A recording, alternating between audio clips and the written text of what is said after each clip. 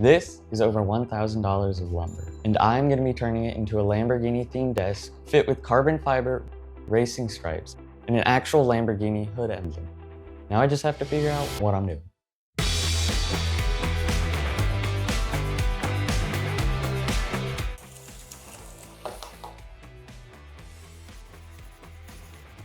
I first thought of the idea of making a Lamborghini-themed desk back in October of 2024.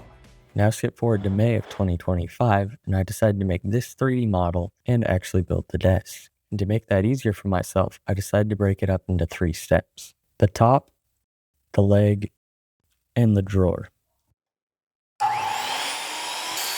Now the first step in doing this was cutting down these 12-foot planks of red oak to 10 feet. These will end up becoming the top and waterfall edge of the desk.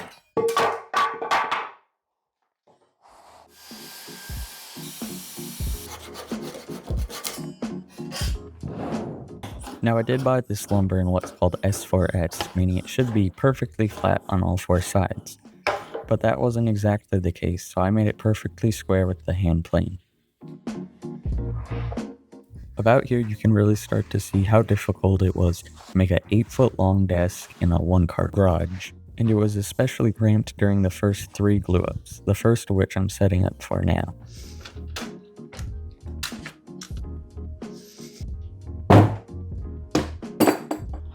Throughout this build, there was also 9 important things that I did for the first time, and the first of these was a glue up this large, which I've never done before. Previously, I'd only made this, a relatively small walnut entry table. And honestly, the glue ups on those were pretty awful, so I was kind of nervous about this. To hold the pieces flat, you saw me use a biscuit joiner. This tool, in addition to the clamps, helps get an overall flat glue up so that I don't have to do an abscess of sanding later. Although throughout this whole project I did do about 14 to 16 hours of sanding, which was not fun. It is always worth it in the end though.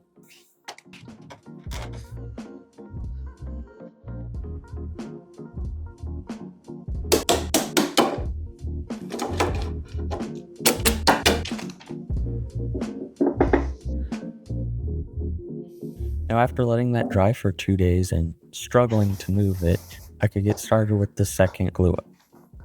For this one, I did actually have to joint the pieces because we cut them from one larger piece which you saw at the beginning.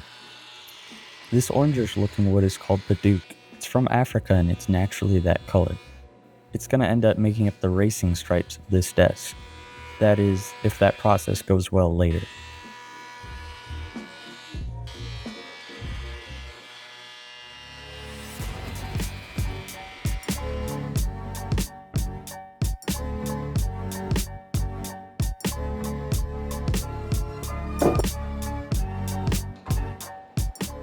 Now the second glue up is going to make up this section of the desk, highlighted in green, which will make up both the larger racing stripe and the smaller one, which on actual cars is called the pinstripe.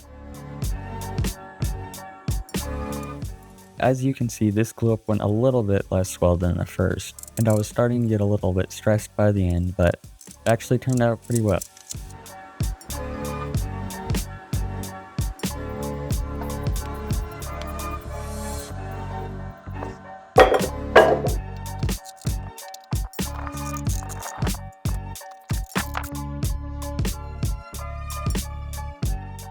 While that second glue up was drying, it was time for me to move on to something a little different.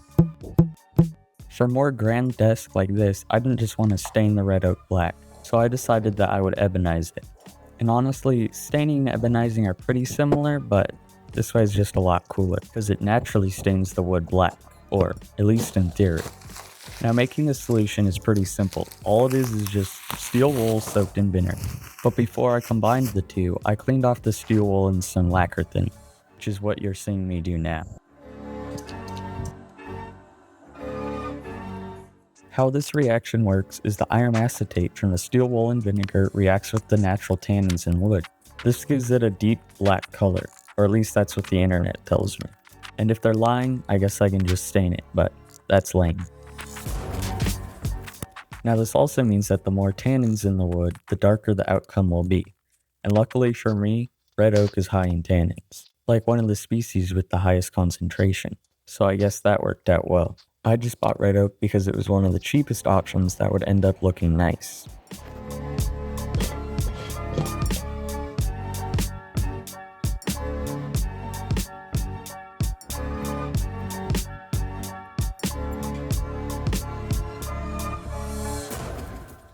One byproduct of this reaction is oxygen, a lot of it, so you want to make sure to drill a hole through the top of the lid so it doesn't just, explode. Now the material costs for all this stuff, that being the glass jars, the steel wool, the vinegar, the lacquer thinner, and anything else only came out to around a total of $60, so it wasn't too bad, especially considering the fact that I could do at least 5 or 6 more projects with this after this one.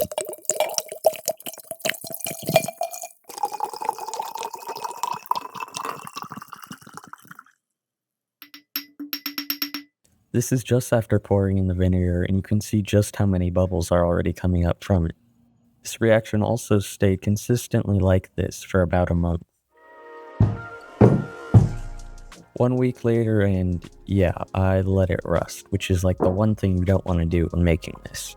What you're supposed to do is keep the steel wool completely submerged in the vinegar, but clearly that didn't happen, creating this murky, dirty solution when it's actually supposed to be pretty much clear.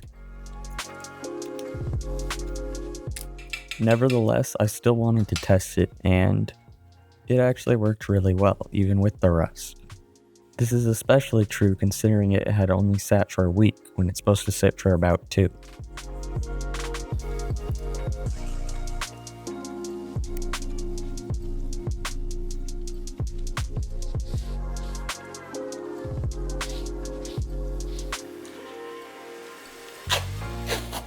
By this time, the second glue up was more than dry.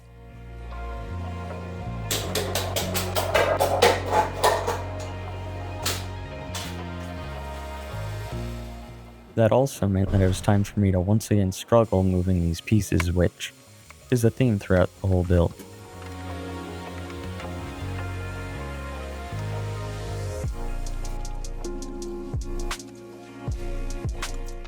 Like the other glue up so far, I also decided to biscuit joint these, and to do that I had to get this piece up onto the table via some maneuvers that I'll probably regret in a few years.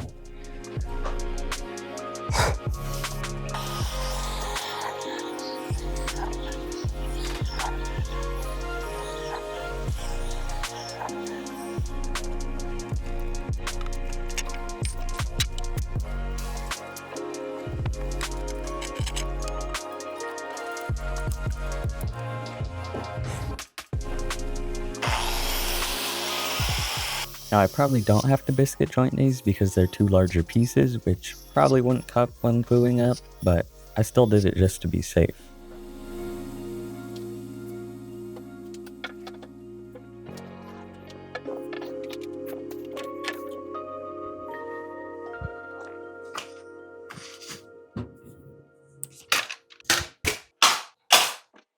Now so far, both the glue ups had gone really well, and all I had to do was connect these 2 pieces, and that I really did not want to mess up.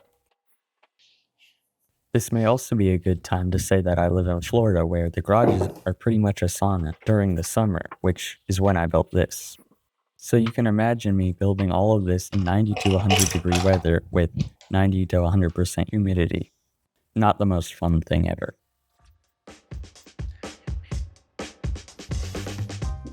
Looking back on this, it's probably about here that I should have started working on both the leg and the drawer box. But for some reason, I thought it would be smart to complete each individual step before moving on to the next. Turns out I was very wrong about that, and it ended up adding at least a week or 2 onto the end build time.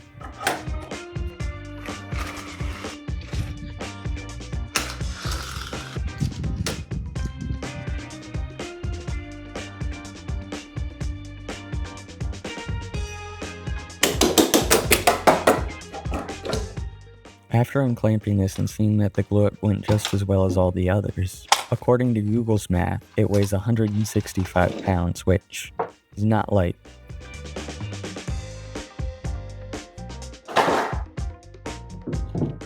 Now on every glue up I had to scrape off the excess glue once it had dried, but I left this one in the video because I thought it sounded like the Lego building sound effect.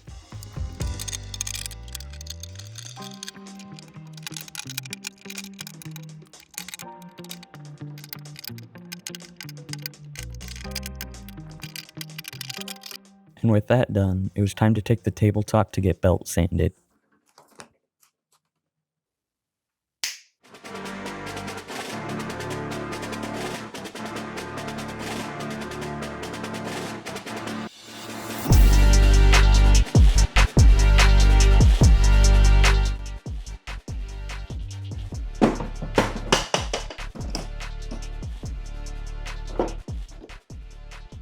Now I knew that the globes were good, but getting it belt sanded showed just how good they were, which pretty much means that I'll just have to do less work filling cracks later. The next step of the process was to sand all the way from 80 grit to 180 grit. The reason we're doing this so early into the build is so that I don't have to sand this little 45-degree corner later. If I waited to sand it, it would just end up being a pain and I would never really be able to get it smooth. It's also nice just to get a majority of this done early in the process.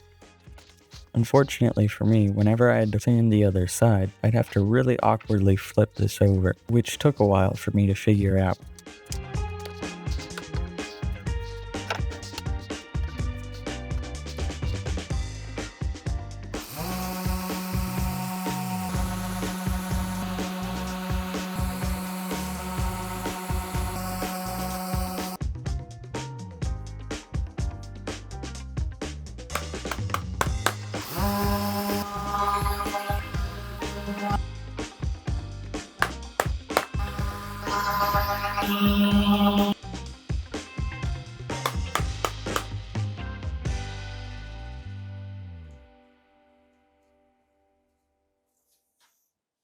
After completing maybe 1/3 of all the sanding I do for the whole build, it was time to cut the edges square. To do that, I for some reason decided to use this offcut of a piece of plywood that may or may not actually be straight. Now because I don't have a track saw, my process for cutting these was laying down said piece of plywood, clamping it, checking my measurements, and then using the same saw that you saw earlier to cut it.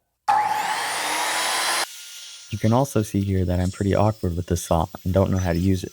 That definitely changes throughout the course of this build.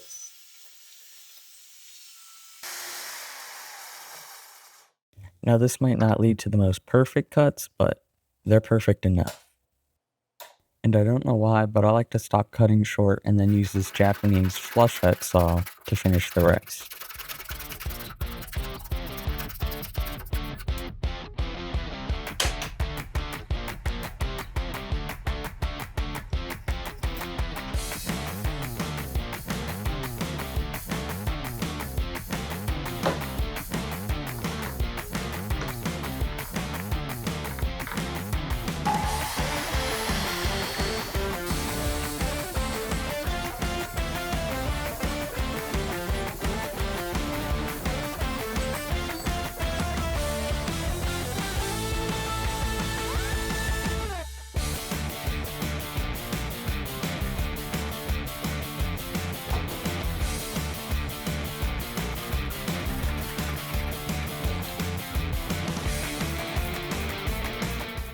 After sanding off this little bit of excess, it was finally time to make the cuts for the waterfall edge. I was nervous of doing this because I had never done anything like it before, and it's kind of a make or break moment for the build. I find that the best way to do things for me is just to do it without overthinking it. So, after clamping down this questionably straight piece of plywood, I enlisted the help of my dad, who would cut the piece while I held it, so that it didn't just fall and, break.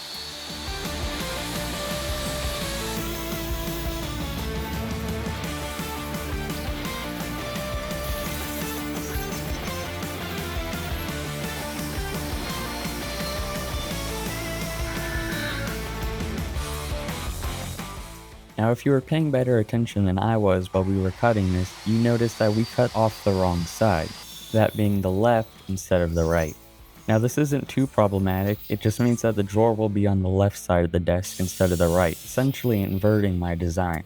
So I guess hopefully whoever buys this desk is left-handed, but other than that, it doesn't really change too much. And by the look of the test fit that we did, it's still gonna come out really nice.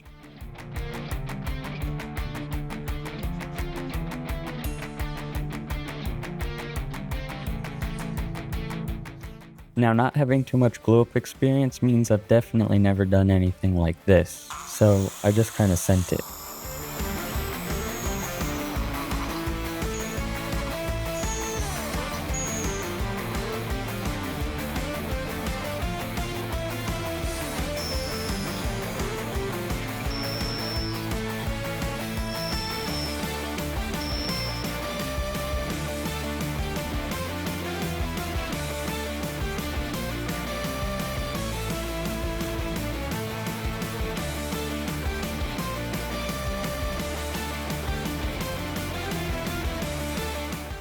Now, in not knowing what I was doing, I just by default grabbed the biscuit joiner, and that actually turned out to be a good idea, because it allowed me to properly test fit the glue up before actually going for it.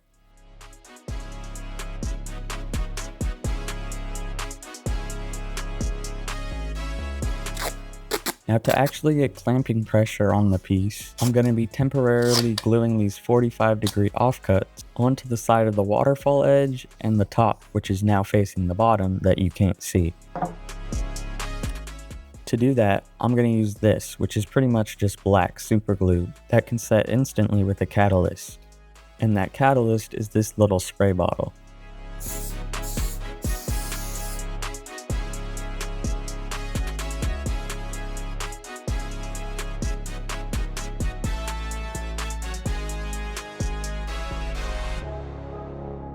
After getting all 4 of those glued down, I also put some tape on the inside of the joint.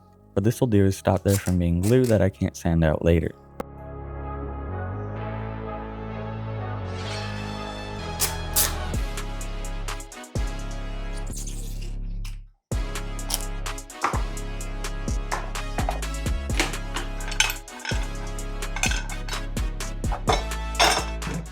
Now, this glue up seemed to me to be a pivotal and intense moment, so I figured I'd give it some intense music.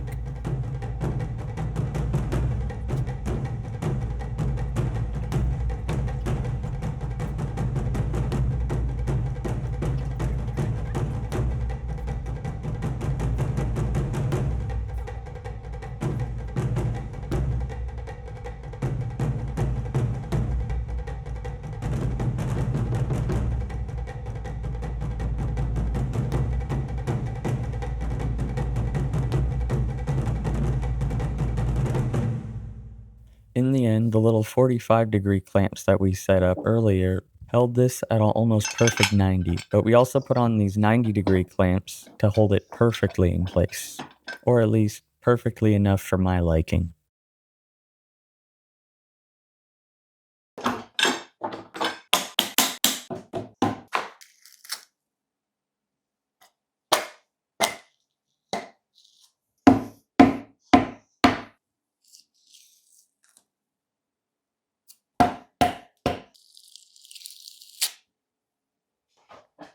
Surprisingly to nobody, adding the 45 didn't make flipping this any easier. Now the whole thing was just off balance and I had to hold it at a weird angle. But luckily for me, the workbench that I was using was taller than the waterfall edge because I didn't check beforehand. And if my workbench wasn't large enough, this would have ended up falling, hitting the floor, and probably cracking the edge. So not optimal.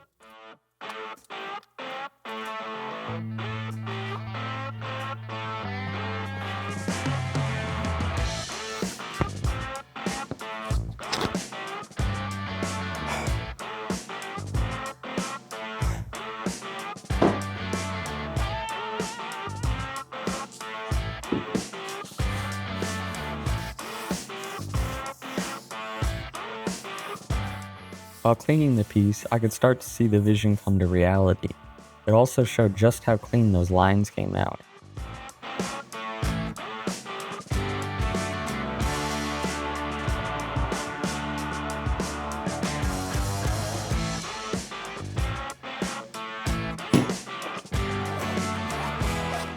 The next important step for the top was routing it. Right now, at least in my opinion, the desk looks a little too boxy, so this 1/8 inch round over will add a more clean and sleek look to the whole thing.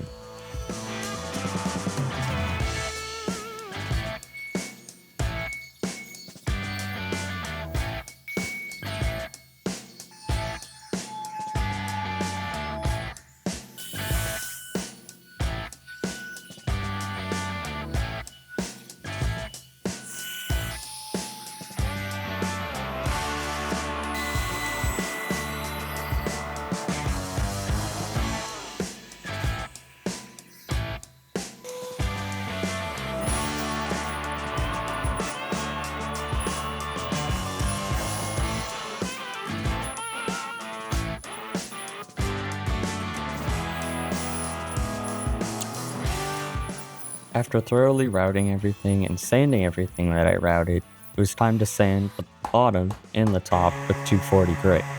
I actually did this like 3 or 4 times throughout the build because various steps would nullify it, but this was the first time.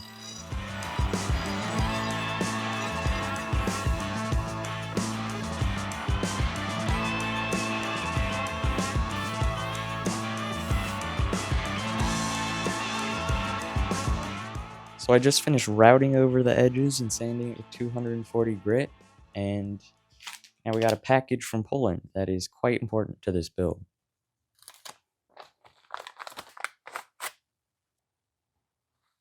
Ooh.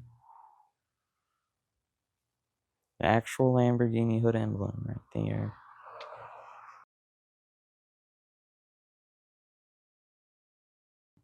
You know, for $320, I would have thought it would be like metal or something. It's just kind of plastic. I didn't realize how small the hood emblems were. That's unfortunate, but it's pretty neat, I guess.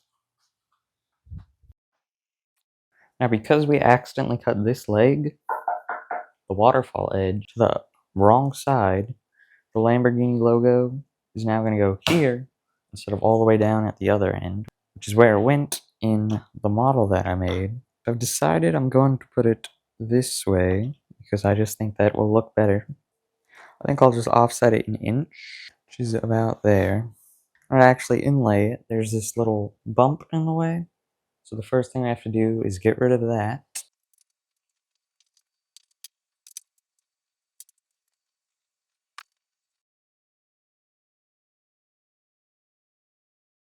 There we go, now that's off. Now I don't have a plunge router, so I'm just going to use this handheld router, this router bit, to carve out the area once I mark it. Now we have to adjust this to this thickness so that we take out the proper amount.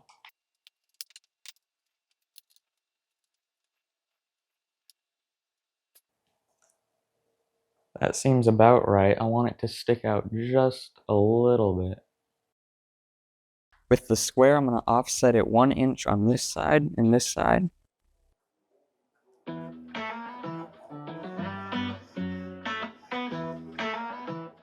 And trace the outline of the Lamborghini emblem.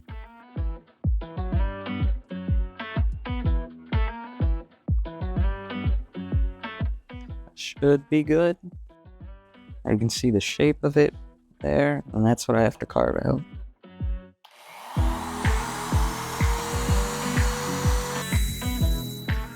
Now initially, I was nervous to do this, because I had never done any inlaying work before, but the router is also the tool that I'm the most afraid of, out of all those that I own. But surprisingly, the process was actually pretty fun, and I felt pretty safe while doing it, which is I guess the most important part. Oh, and the router bit was also an additional $20.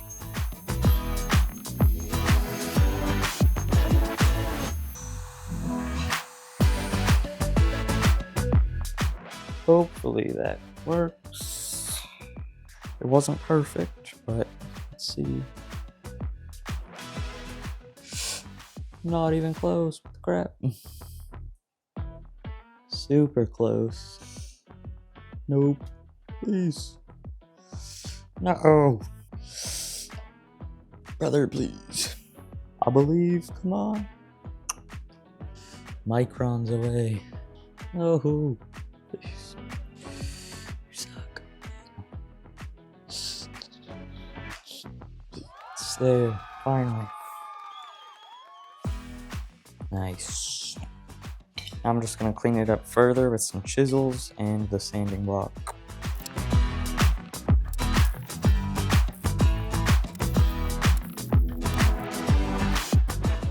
Now that this looks good enough, it's time to start step 2. That being the leg.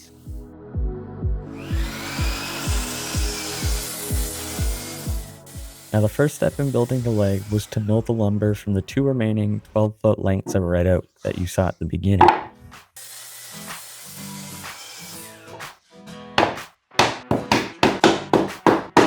We also cut up a strip of the paduk.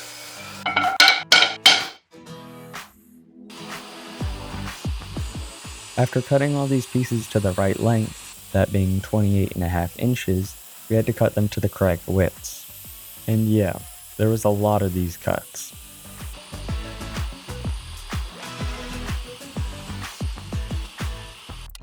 But in the end, it was worth it to reveal this pattern.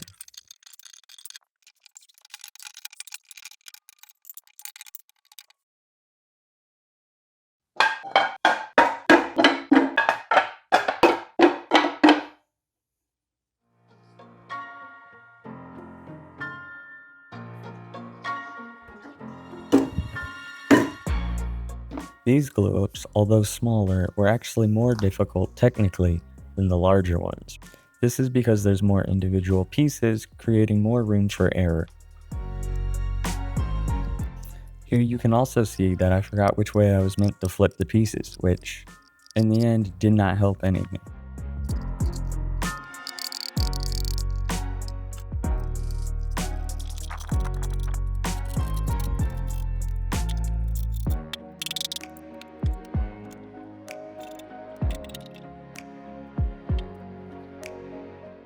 So my thumbs up yesterday should have, I guess, been a thumbs down, because I did a pretty awful job gluing these together.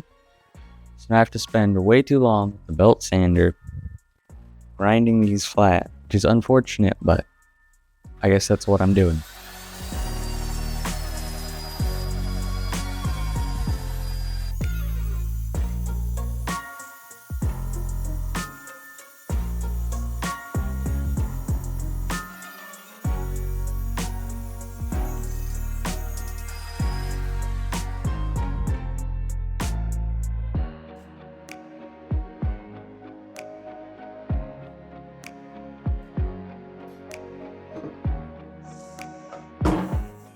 Now this was definitely my least favorite part of the whole build, cutting each of these now glued up panels to the correct length.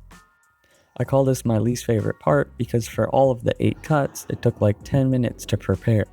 It's not necessarily dangerous, just repetitive, and that's what I don't like about it.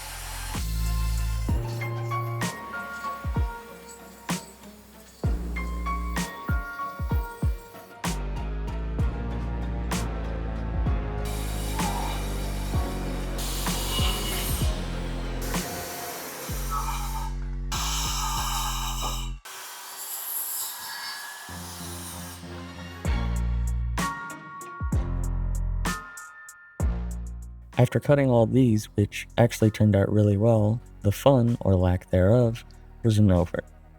And that was because I now had to make another 8 cuts, just this time at a 45-degree angle.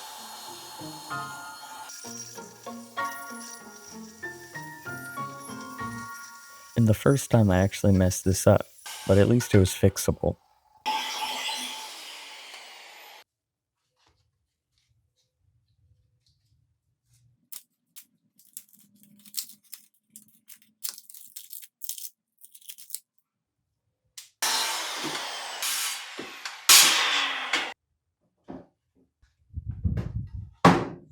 Now cutting the 45 on these small 5-inch pieces was definitely in the top 3 dumbest things I did while building this. And that's because I'm relying solely on these clamps to keep the saw from falling into my leg, which is not very intelligent.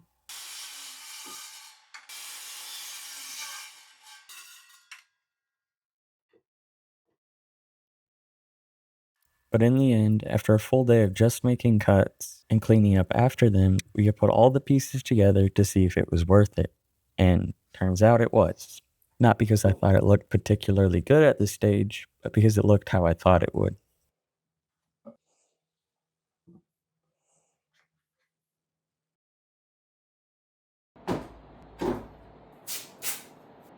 It was while beginning to glue these together using the same trick that I did earlier that I realized this is one of the first times I'm ever making my own table leg. Before this, I had made plenty of tables, but like most other woodworkers, I just slapped metal legs on, which never looks bad, but this way takes a lot more effort, and in the end, I think it looks quite a bit better.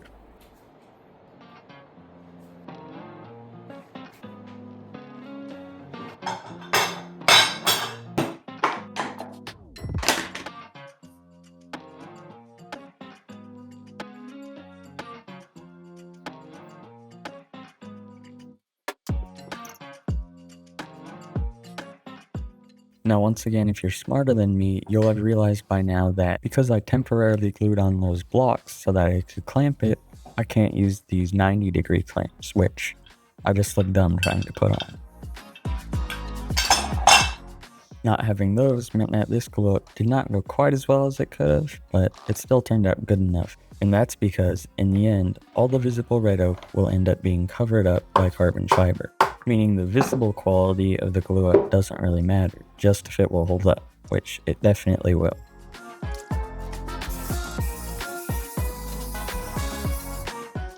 The second side, however, was a different story. Because after I glued it on, I guess I didn't apply enough pressure or didn't let it sit long enough. And in the end, these blocks just ended up falling off, which meant I was in trouble. One having already fallen off, I just pulled the other off so I could figure out what to do before the glue dried. Now, the plan I came up with really wasn't any stroke of genius. I just used the 90-degree clamps that wouldn't fit on the other side, but in the end, it ended up working out pretty well, or at least well enough that it won't break later.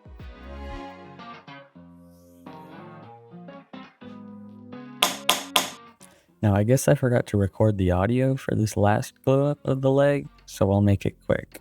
And actually, I'm surprised that this didn't happen more, considering I've never done anything videography related before.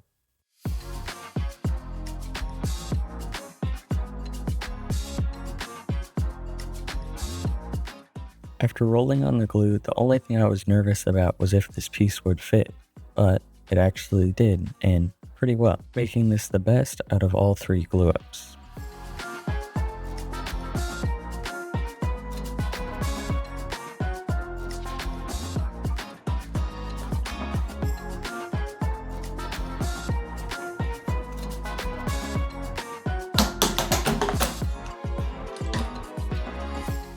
And just like that, it was already time to sand again.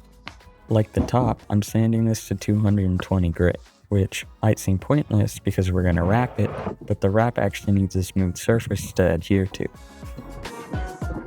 We also need it to be smooth because in the end, the Padauk will also be exposed. And to get a nice finish on it, we have to sand all the way up through all the grits.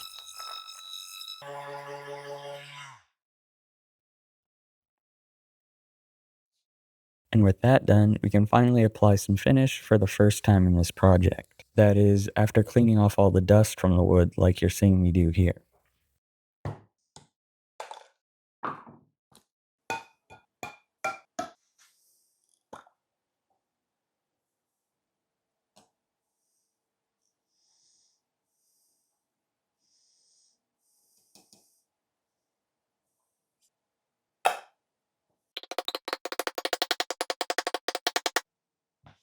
Now the finish that I'm using here, and for everything else on the build, is called Rubio Monocoat, which implies that I should be able to do everything in one coat. But nobody does that, and for everything in this project, I did 2 coats. Now it is really easy to apply, you just wipe it on like I am here, and then wipe it off after. But one larger downside of the product is that it's like $70 per can, and I used 1 full can on this whole project.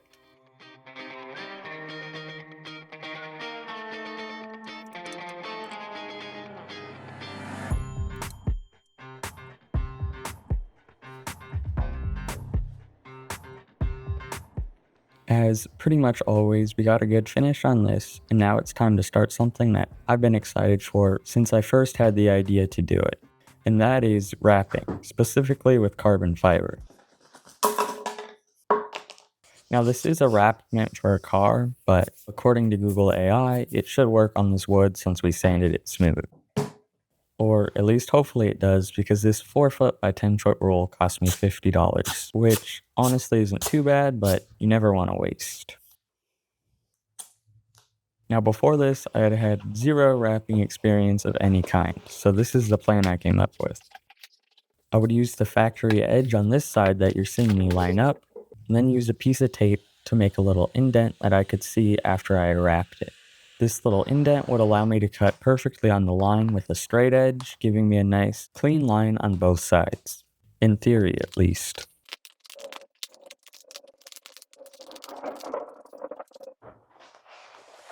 Now I cut most of this out, but it was a real struggle trying to perfectly line this up without it sticking to a part that I didn't want it to. But after getting it lined up, I began wrapping, not knowing at all what I was doing. And you can tell I don't know what I'm doing here, where I try and pull off way too much at once, when through trial and error, I found that you need to try and do 1 to 2 inches at a time. Throughout the project, I also learned the right and wrong ways to use the little squeegee you see me using, what does and what doesn't cause permanent wrinkles in the wrap, and when you have to just pull up like 5 minutes of your progress to not ruin the whole thing.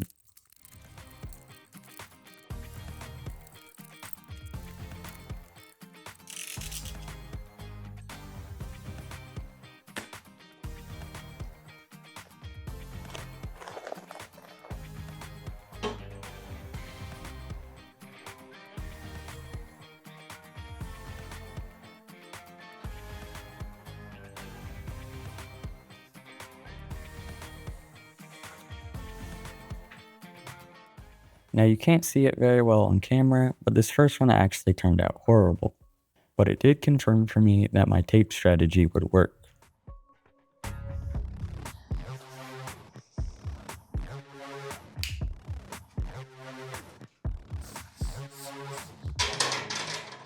The second side, which I didn't feel like recording, however, turned out much better, with pretty much 0 wrinkles. And don't worry, I redo the other side later.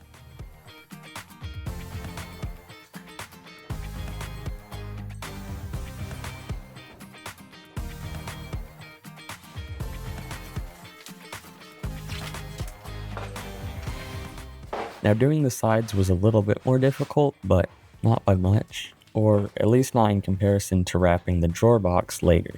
And it allows you to see a little bit more of the technique, if there was any, to me doing this.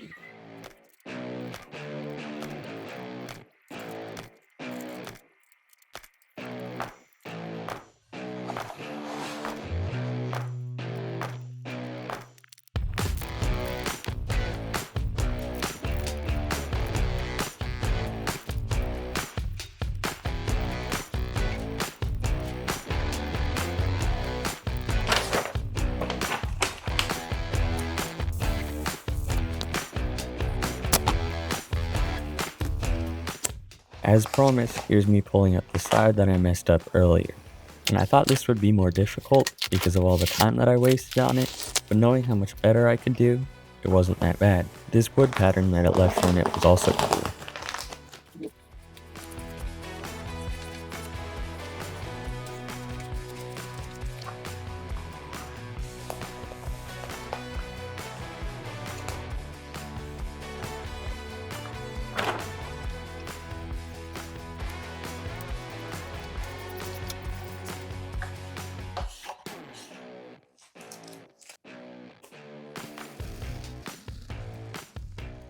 In the end, all the wrapping turned out quite a bit better than I thought it would, and I'm really happy with it. Although I do think it looks better in person. We're not quite done with step 2 though, because the leg needs some way of being attached, or it's useless. And the way that I decided to do that, I feel like a bunch of people are gonna hate.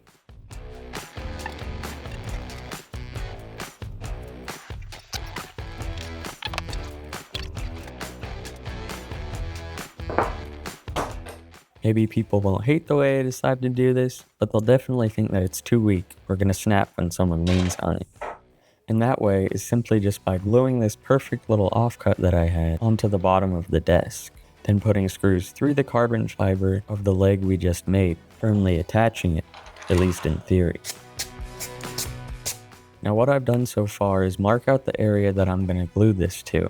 I then outlined those lines with tape so that there wouldn't be any glue I couldn't sand out later.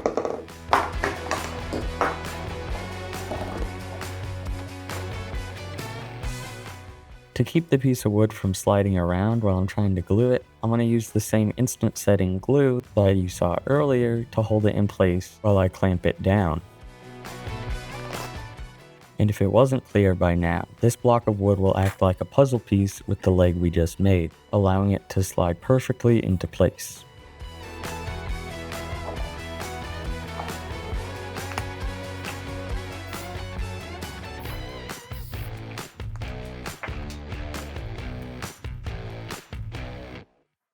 After meticulously laying it down and then applying pressure to it so what happened earlier wouldn't happen to this, I could actually begin to clamp it down, which I did by using this board as a stretcher to hold it down with clamps.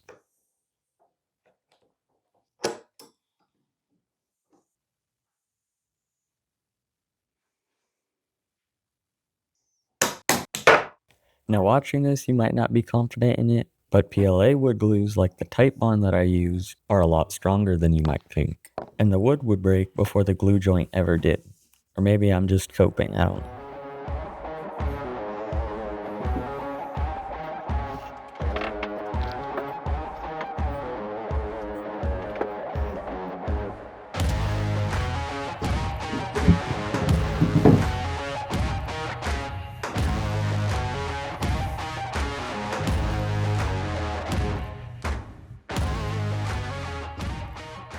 Now it's finally time to start ebonizing this, but before I do that, I have to tape off all the Padook so that it doesn't turn black. And to do that, I have this special 3M tape. It's kind of a little bit tacky, which helps it keep the water away from the wood better. At least it did in my tests. I'm hoping it is actually going to do that. But it's usually meant for hanging like picture frames on the wall. So hopefully it actually works for this. Now, I don't know why I bought this tape in the first place because it doesn't claim to have any sealing ability, but I guess you'll see in a second whether or not it actually works. I also, like everything else on this project, underestimated how long this would take, but I had to be precise in this or everything we have already done would be a waste, and like a month and a half into building a project, that's not what you want.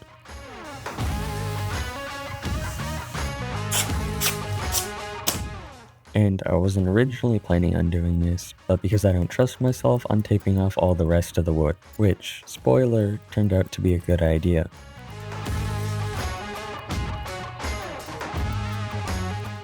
Now I'm going to spray everything with this, which is pretty much just really concentrated black tea that I made by just dumping 25 bags of black tea into boiling water. What the black tea will do is add more tannins into the wood, and the tannins are what turns the wood black, so it'll just create an overall darker color in the end. Now I don't know if, in the end, like I said, this actually made any difference because I never did any side-by-side tests, but I'm sure it did. Alright, I'm too impatient to wait for this to evaporate all the way. For me, it's been a month's wait, so I've been waiting a long time to do this, so I'm just gonna start.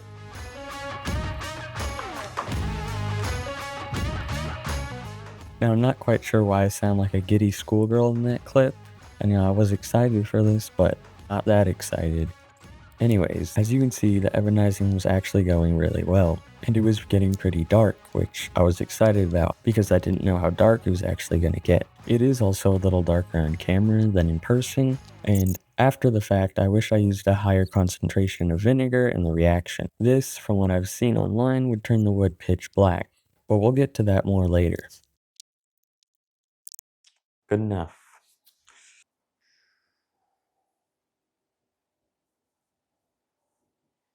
Alright, so it's the next day, and it's looking pretty good. It's gonna have this grayish tone to it until we put the finish on in the end. So we don't quite yet get to see how it's actually gonna look. I put a second coat of the ebonizer on here, and now it's time to pull up the tape and see how well or not well this actually turned out.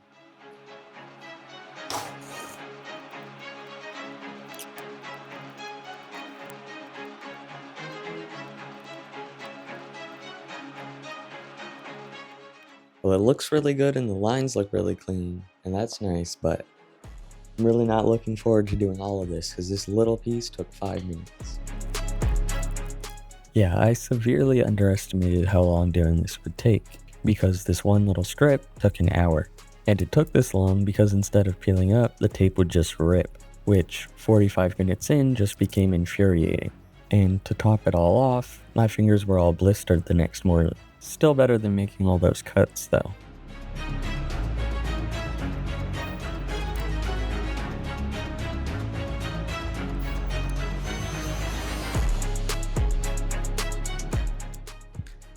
That sucked, so I'll spare you having to watch the rest.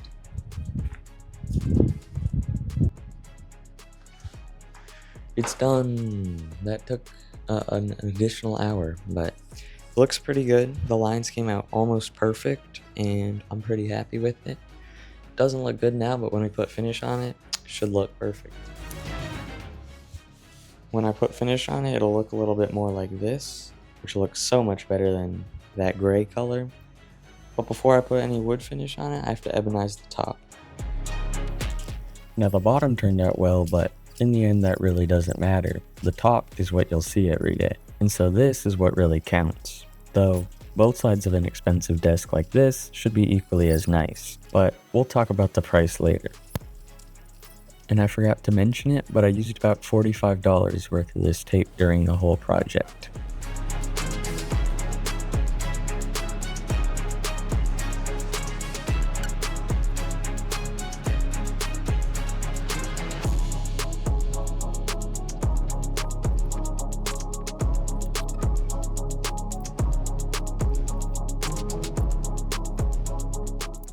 Now, to not waste a clear opportunity and to make things a little more interesting, I decided to put the creative abilities God gave me to work.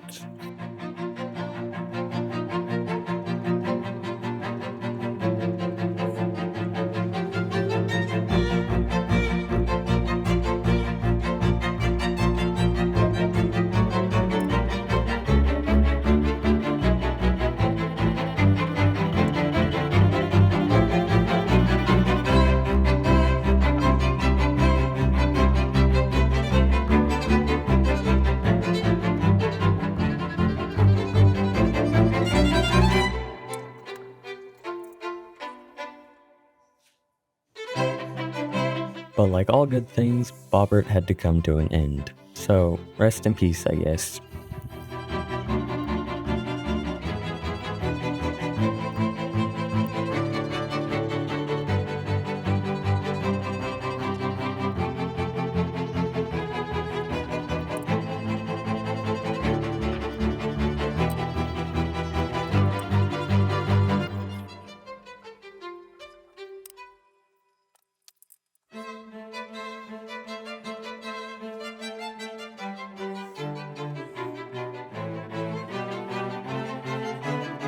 Come on now, you're over an hour into the video.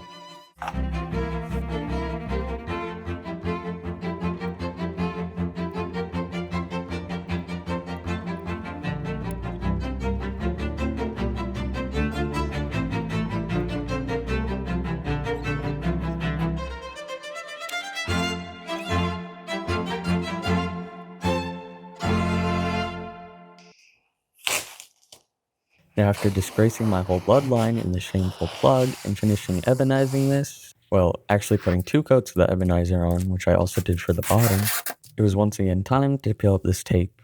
If you ever decide to use this tape yourself or something similar, just make sure that you put it down and peel it up within 24 hours. This makes it a lot easier to peel up. Not easy, but definitely easier. So both of these took 1 hour to pull up instead of 1 hour each. I'll take it.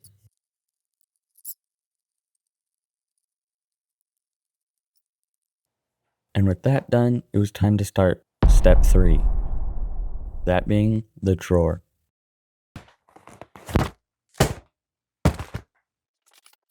So honestly, I have no idea how to make the drawer box of a drawer, so I just bought it off of Amazon. For a pretty good price too. I don't think $70 is too bad. Now obviously, I didn't need the instructions, so I just crumpled those up and threw them away. For a fancy desk like this, we can't just leave the drawer box this plain wood color. My solution to that was to cover everything with this felt. The bottom will be this red color and everything else will be black. Now I did actually forget to record during this red part, so you just get this transition. Nice. Now assembling this was really easy, and I definitely didn't look at the directions at all.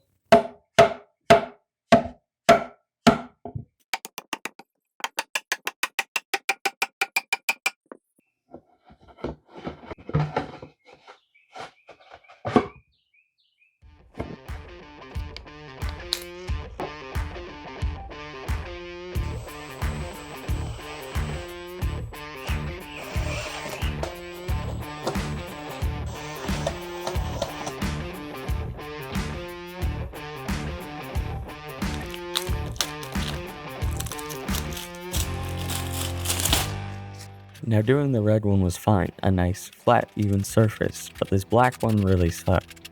And that's because I actually did this before I had wrapped the legs, so I had no wrapping experience. Although this is a little different. So trying to get around all these corners was really difficult. And what that meant is that I did a pretty bad job at this. Not to mention that I didn't realize that we didn't have to wrap the front of the box because we're going to make a drawer face later. In the end, this was really frustrating me, and this one honestly didn't turn out that good, so I had to disassemble the whole box and wrap each piece individually, and then I just cut to me being finished, which took a long time. And here I am cutting off what you saw me do because I realized it was useless.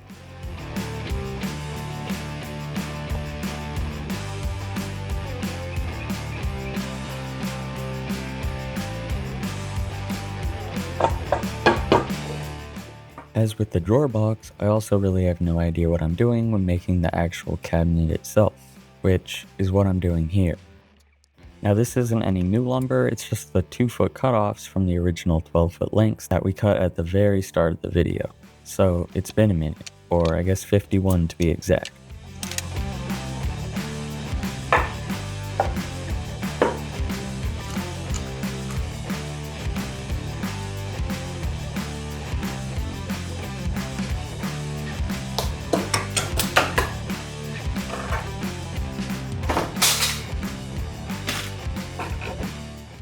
Now you probably can't see it on camera, but my glue-ups have progressed a lot throughout this video, and this was definitely the best one yet. But I guess that doesn't really mean anything if I didn't know what I was doing towards the beginning.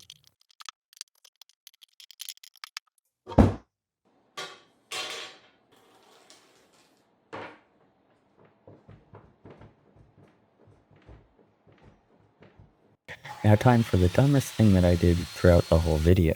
Cutting on this table, which, if you recall, did not move like that before. Now the table didn't change, but I guess my intelligence did because I forgot to lock it in place.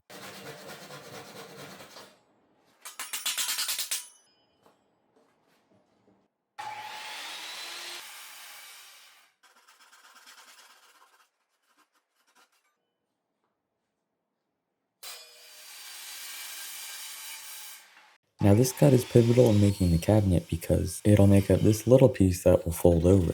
And because it's pivotal, I decided to cut it 1.5 inches off the length that I should have for the video, of course.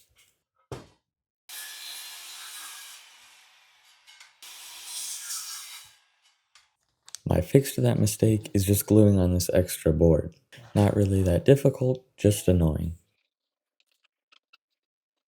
Now it might not feel like it, but this is actually the 11th glue up that you're watching me do, which I guess makes sense considering it's the foundation for everything else in this build.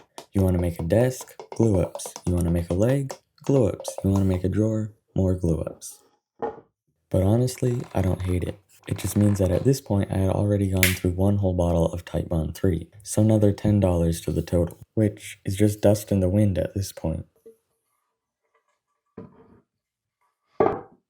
Here, that being 2.5 months into building this for me, you can see me start to get impatient in little things, like not actually measuring this, which gave me a cut that I knew wouldn't be exact. Yes, it turned out pretty good, but little things like this came back to hurt me later.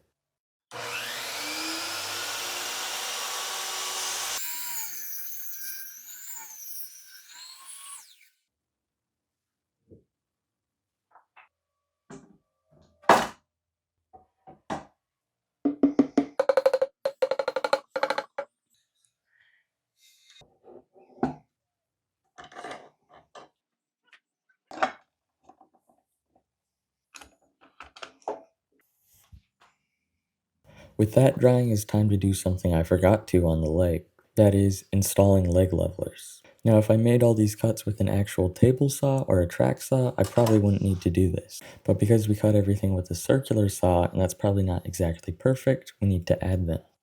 Even if it was perfect though, I'd probably still add these because you can never guarantee someone's floor is going to be perfectly flat. To put these leg levelers on, I'm just using these little threaded inserts that will allow the feet to screw onto the bottom.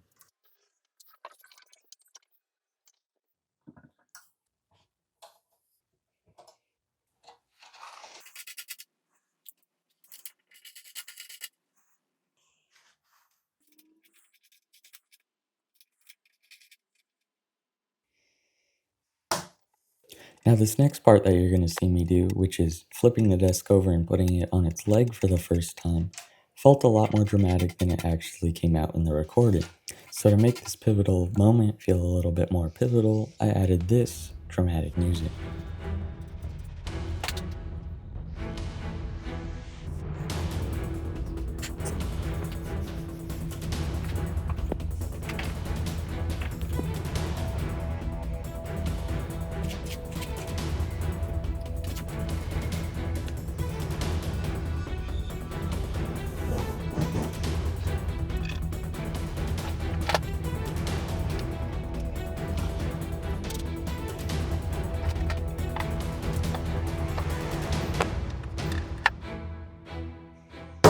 Yeah, so it didn't really look that cool, but took like 15 minutes in reality and was difficult to move by myself.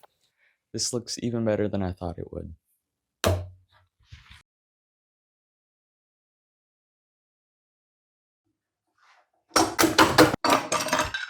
Now back to the cabinet, it's time to start working on a little detail that you may not have noticed before. And that is this little red edge on the cabinet that I think it will tie it into the rest of the build.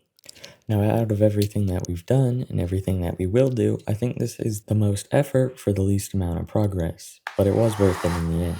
Spoiler. It was also the scariest because of the amount of router work I had to do, which, if you recall, is to me the scariest tool. I had to do so much routing, in fact, that I actually left a first-degree burn on my palm because I had been using it for so long. Anyways, what you've seen me do at this point is mark out half an inch on 5 different sides of the box and begin to carve it out. Now I didn't worry about letting it get right up to my line because I came back with a flush trim bit later to clean it up, but I didn't record that.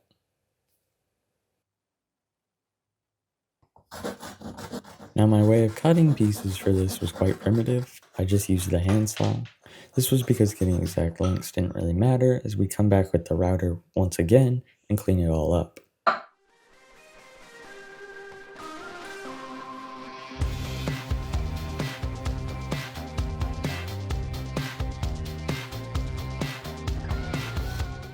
Now adding to the things people might hate about this build is the way I clamped or didn't clamp this onto the piece. But that was because there was literally no way for me to clamp it, and I believe that even like this, it'll still be strong enough, which you can see it clearly is here. It also looks good enough too. That is, there was no large visible seams, and if there was any, it would once again get covered by carbon fiber.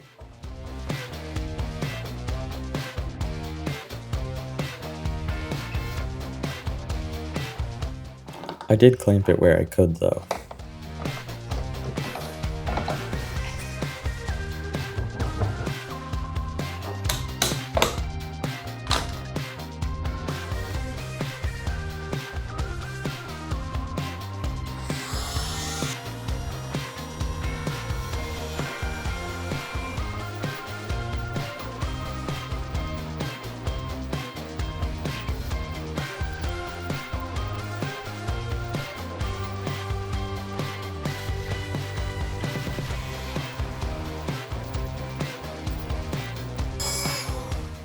Now with this all flushed up, it was time to attach it to the actual desk, which I decided to do with a pocket hole jig.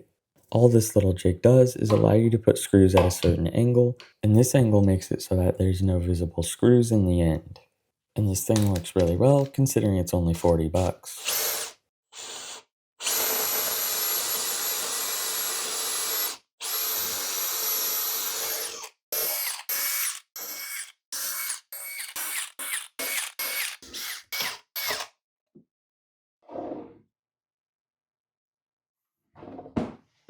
Now I did actually have to flip the desk back over. I only originally flipped it over actually because I somehow thought it would be easier to mount the cabinet, but obviously that's not the case, so I flipped it back over. A while ago I said that being sloppy in my work towards this part of the build came back to bite me, and I didn't record it, but I actually had to sand this for way too long in order to actually get this thing square enough to mount. Like 2 hours long of sanding, which sucked when it would have just taken a few minutes to make my cuts a little bit better.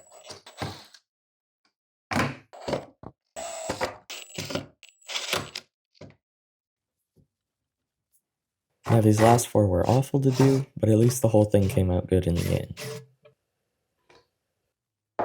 Now we also just can't leave these massive holes in the side of it because they'll be visible if we carbon fiber wrapped it like that. So I'm filling it with Bondo.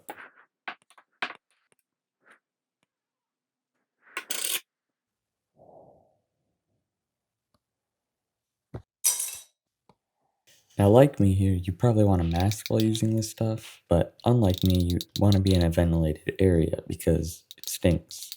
And the garage actually smelled like this for 3 or 4 days afterwards.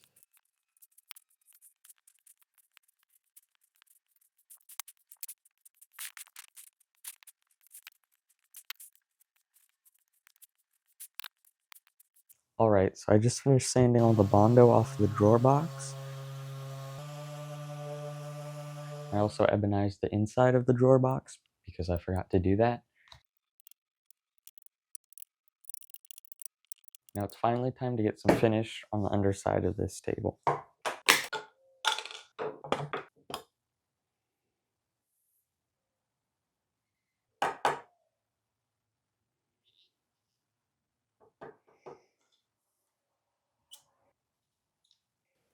Now the reason we're putting finish on this desk before wrapping the cabinet box in carbon fiber is because, like the leg, I want to finish the Paduke accents before actually wrapping it. This will make it easier for me in the end. Now this was actually a pretty rewarding moment for me, seeing all the glue ups, the taping off, the ebonizing, and everything else that went into this starting to pay off. Finish just ties everything together, and that really helps you see how it will look in the end.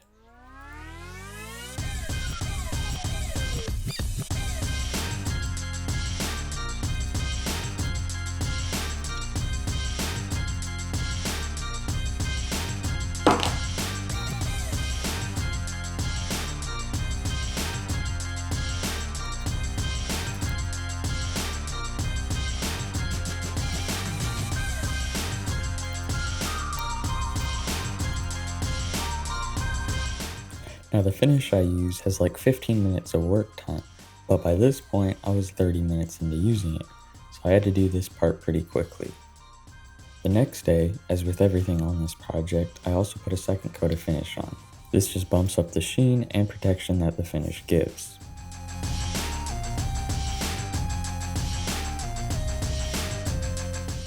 That went really well, which means it's time to actually wrap this in carbon fiber. And to do that, I'm using the same exact tape trick that I did for the leg. Doing the drawer was definitely more tedious than the leg, but now that I actually knew what I was doing, it made it a lot easier. And thankfully, there was no sides that I had to rip up. But as you can see, lining them up was no easier. Or maybe I just suck, I don't know.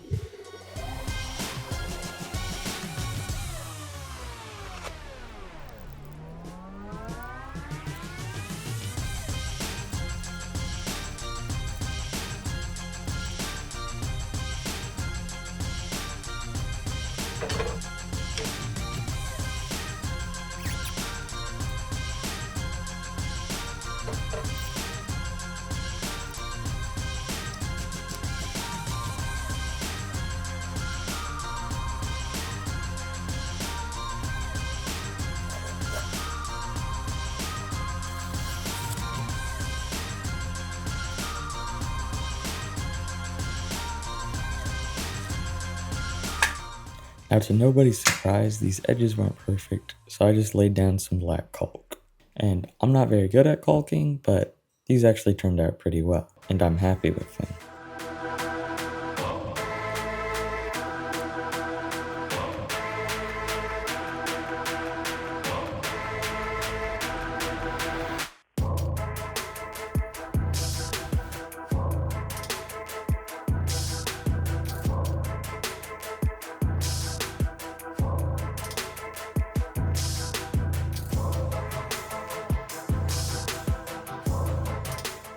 Now I like this shot because you can see just how much better the finished product looks than the unfinished, but what I don't like is that this was the most difficult table flipping of the whole thing, because that little cabinet threw off pretty much the whole thing.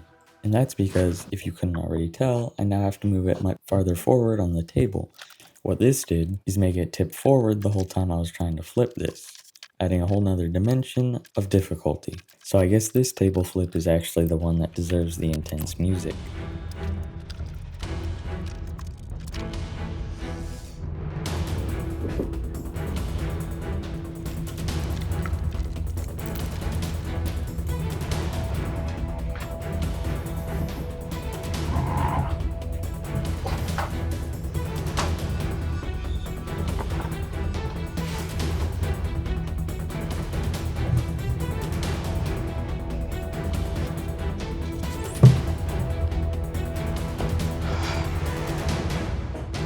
Eventually, I just had to full send it, and it worked out fine in the end. It just hurt my back for like 3 days. A small sacrifice. No, but in reality, that small change actually made such a huge difference, and my back really did hurt for 3 days. But that's enough complaining because this desk is actually going really well, and I'm super happy with it at this point. Especially seeing it now with the drawer, it looks so much better than it did without it. And after abusing the desk, I thought it'd be smart to tell you, Do not do that. very profound. Now, if you didn't understand that sign language, that means it's time to finish the top. Now, this finishing process was largely the same as all the others, but with this one I was a lot more careful. And that's because multiple times with the paintbrush or with the little squeegee thing, I was too aggressive and ended up putting scratches in the bottom. So I had to make sure to be extra careful with this. The only other difference I really made was putting 3 coats on the top of this instead of 2.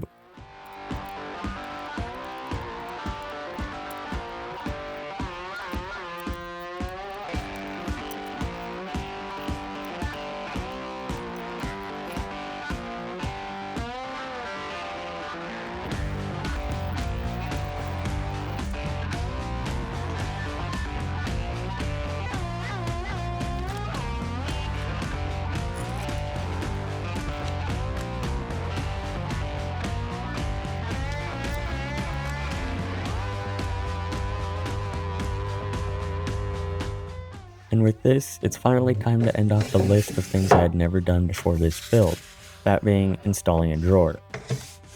Now you can see in me screwing in these first 4 that I only really had like 1/8 of an inch of clearance to screw these in. And so because of that, I won't even make you suffer through watching me install the back 4. That was really awful. Getting this box on, however, wasn't, and I'm really glad that I went with the slow stop cabinet.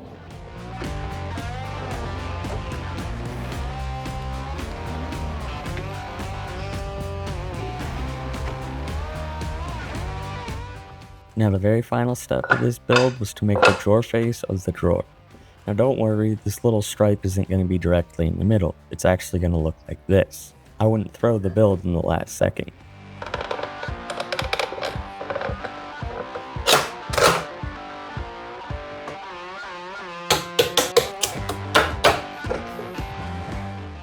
Now I did actually have to spend an additional $5 on lumber for this, because I didn't have lumber of the right size, or even enough to make it. I also spent about an additional $50 throughout the build that I didn't record, and there was probably about $50 worth of consumables like sandpaper, paintbrushes, and paper towels that I also didn't record.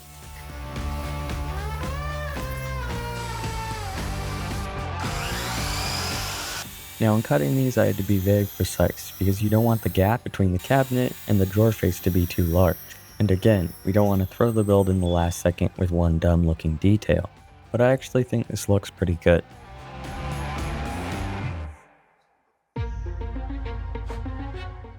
Now of course, to get it to match, we had to ebonize it. And this was the same process as before, where we tape it off, spray it with this black tea solution,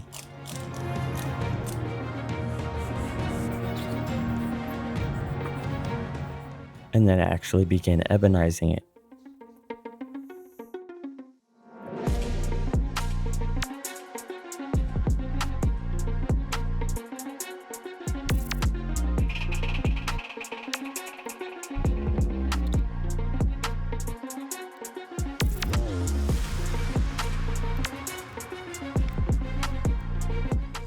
I then taped off the other side and did the exact same thing. putting 2 coats on each part. In the end, these lines actually came out really clean and I'm happy with them, especially considering how much I was rushing while doing this.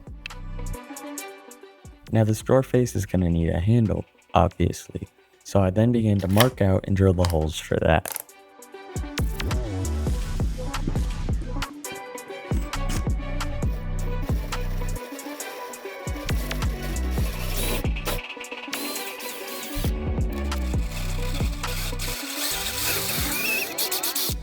And the very last thing before installation was of course finishing it, with 2 coats of finish like everything else.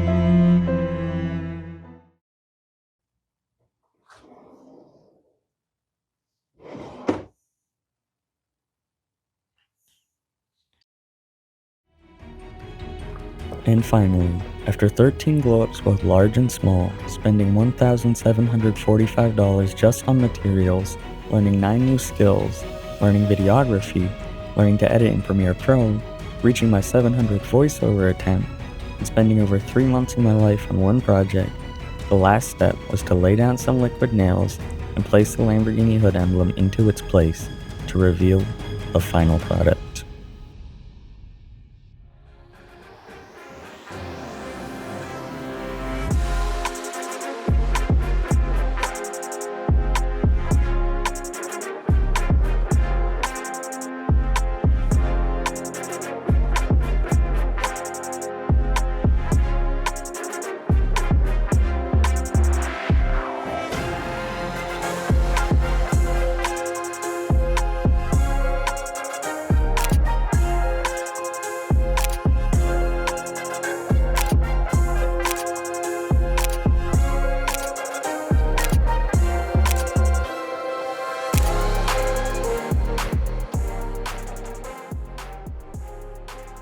So yeah, I think this build turned out really well. I'm really happy with it. Here's the price for all the materials. Here's the price for all the materials and the photography.